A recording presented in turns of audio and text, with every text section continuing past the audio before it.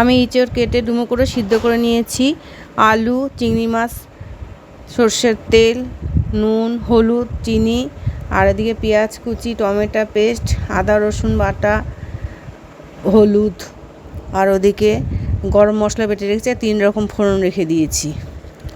কড়াইতে তেল দিলাম, ভালো করে তেলটা গরম হবে যখন, আমি আগে আলুগুলো একটু ডুমো ডুমো করে কেটে রেখেছিলাম, সেইগুলো ভালো করে আমি লাল লাল করে ভেজে নেব। একটু আলু বেশি দিলে ইঁচড় চিংড়িতে খুব স্বাদ হয়, সেই জন্য আমি একটু আলু বেশি দিয়েছি।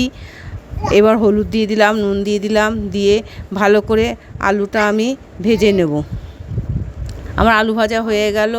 আলু ভাজাগুলো আমি সব তুলে নিলাম এক এক করে। এরপরে কড়াইতে আবার আমি চিংড়ি মাছটা এবার ওই তেলে আমি ভেজে নেব। চিংড়ি মাছগুলো নুন হলুদ মাখিয়ে রেখেছিলাম, রেখে আমি এবার ভেজে নিচ্ছি। আমার এতে 250 গ্রাম আমার চিংড়ি মাছ ছিল এখানে। চিংড়ি মাছটা ভাজা হয়ে যাবে, খুব বেশি ভাজবো না, ভাজলে পর শক্ত হয়ে যায়, চিংড়ি মাছের স্বাদটাও কমে যায় অনেক। সেই জন্য আমি চিংড়ি মাছটা হালকা করে আমি ভেজে নিলাম। এইবার আমি কড়াইতে আমি ইঁচড়গুলো রেখেছিলাম সিদ্ধ করে, ইঁচড়টা আমি এবার ভেজে নেব। নুন হলুদ দিয়ে আমি এবার একটু ভেজে নেব। ইঁচড়টা আমার একটুখানি 2-3 দিনের বাসি ইঁচড়, সেই জন্য আমার ইঁচড়টা একটুখানি নরম মতন হয়ে গেছিলো বলে ইঁচড়টা আমার একটু সেদ্ধটা বেশি হয়ে গেছে। একটু ইঁচড় বড় বড় করেই কেটেছি আমি। এবার হলুদ দিয়ে দিলাম, দিয়ে সুন্দর করে আমি ভেজে তুলে নেব। নেওয়ার পরে আমি যা যা লাগবে এবার আমার ভাজা হয়ে গেল।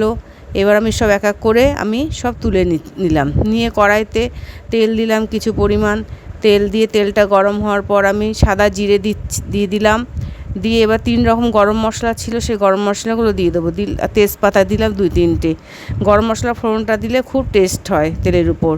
পেঁয়াজ যতটা ছিল 2টো পেঁয়াজ কুচি রেখে দিয়েছিলাম, পেঁয়াজটাও দিয়ে দিলাম, রসুন বাটাও দিয়ে দিলাম।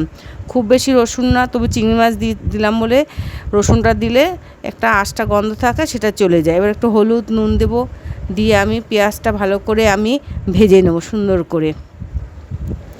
ভাজা হয়ে গেলে এটাকে, এই ইঁচড় একবার বিয়েবাড়ির মতন হয় খেতে, খুবই সুন্দর। আমি কিন্তু চাল মগজ কাজু বাদাম কিছুই দিই, তাতেও খুব সুন্দর হয় খেতে। টমেটো পেস্ট করে রেখে দিয়েছিলাম, টমেটো পেস্টটাও দিলাম, আদা বাটা দিলাম, দিয়ে এবার এটাকে ভালো করে টমেটো পেস্টটা দিলাম আগের থেকে, যাতে কাঁচা টমেটোর গন্ধটা চলে যায়। তারপরে এটা নাড়বো ভালো করে। নাড়ার পরে হলুদ দিলাম, হলুদ দিয়ে এক এক করে যা মশলাপাতি আছে আমি এক এক করে সব মশলাগুলো আমি সব দিয়ে দেবো। নুন দিয়ে দিলাম, দিয়ে এবার যা যা লাগবে জিরে ধনে বাটা যা যা আছে সব আমি এক এক করে দিয়ে দেবো। দিয়ে ভালো করে যখন তেলটা ছেড়ে আসবে, তারপরে আমি আবার ইঁচড় সবগুলো দিয়ে দেবো এক এক করে। জিরে ধনে বাটাটা দিয়ে দিলাম, দিয়ে এবার আমি লঙ্কার গুঁড়ো দিলাম। এই লঙ্কার গুঁড়ো হচ্ছে লাল লঙ্কার গুঁড়ো। এইবার এটা আমি লঙ্কার গুঁড়ো দিলাম, দিয়ে এবার ভালো করে কষিয়ে নিচ্ছি। যতক্ষণ তেলটা না ছাড়বে ততক্ষণ আমার কষাতে হবে। কষানোর উপর নির্ভর করে রান্নাটা খুব টেস্টি হয়। যদি কষানো ঠিকঠাক হয় তবেই রান্নাটা ভালো হয় খেতে। দেখুন আমার তেলটা ছেড়ে বেরিয়ে এসছে। এইবার আমি আলুগুলো দিয়ে দেবো, দিয়ে একটুখানি নাড়া দেবো, দিয়ে তারপর আমি ইঁচড়টা দিয়ে দেবো।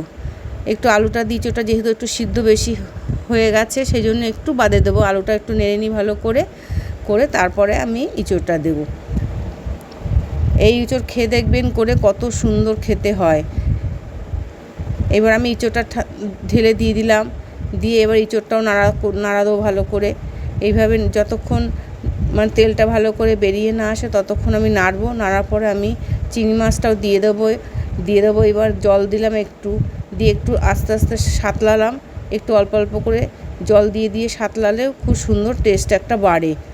আমি সবসময় গরম জল ইউজ করি। গরম জল দিয়েছি, আমি গরম জল করে রেখে দিয়েছিলাম মগে আগের থেকে। দেখুন আমার প্রায় হয়ে এসছে। এবার আমার আলুটা সিদ্ধও হয়ে গেছে প্রায়।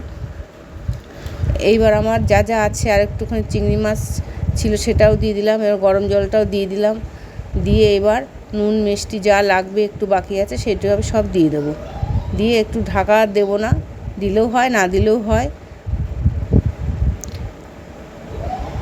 একটু চিনি দিয়ে দিলাম, কেন একটু ইঁচড়ের তরকারিতে একটুখানি মিষ্টি দিলে ভালো লাগে খেতে, মিষ্টি না হলে স্বাদটা ওঠে না ঠিকঠাক। আমি একটু ভাজা মশলাও করে রেখে দিয়েছিলাম, জিরে ধনে আর লঙ্কা একটু গরম মশলা গুঁড়ো করে রেখে দিয়েছিলাম, ঘি দিয়ে দিলাম, দিয়ে এবার আমি নামিয়ে নেব। দেখুন কত সুন্দর হয়েছে, দেখতেও সুন্দর হয়েছে, কালারটাও খুব সুন্দর হয়েছে, খেতেও খুব টেস্ট হবে। এরকম করে ইঁচড় আপনারা করে খাবেন, দেখবেন কত সুন্দর লাগবে। আমার প্রায় হয়ে গেছে, এবার আমি নামিয়ে নেব। দেখুন সব আমার আলুও সিদ্ধ হয়ে গেছে, সব সুন্দর মতন হয়ে গেছে। একটু টেনে যাবে পরে, আমি এই ঝোলটা রাখবো, পরে গ্রেভিটা আর একটু টেনে যাবে। আমি নামিয়ে নিয়েছি, আমার হয়ে গেছে। এইভাবে আপনারা করে খাবেন। ধন্যবাদ।